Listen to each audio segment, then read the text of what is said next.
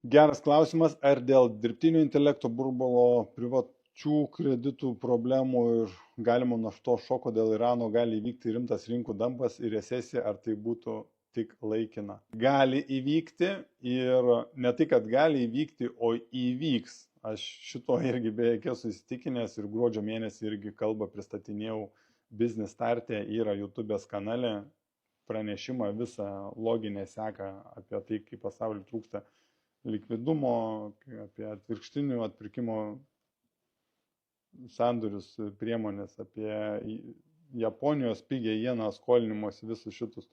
Tai yra galima susirasti tą video ir išsamiau pasižiūrėti, kad trūksta likvidumo ir aš manau, kad bus, bet esminis klausimas yra, kaip ištrauks visą rinką.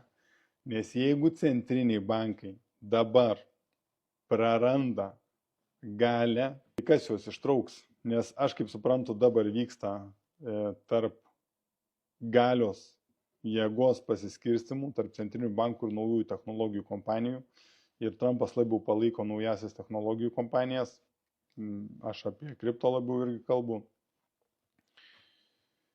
Tai iki dabar centriniai bankai kiekvieną recesiją ištraukdavo. Bet kas dabar ištrauks? Tas ir yra klausimas. Jeigu išlieka ta pati sena sistema, tai taip vėl prispausys pinigų, pinigai nuvertės, ištrauks, atsiras didesnė skola ir viskas. Bet gali būti, kad Trumpas turi visiškai kitą idėją. Ir kaip čia pasisuks viskas, nežinau, bet manau, kad šita recesija tai tikrai bus.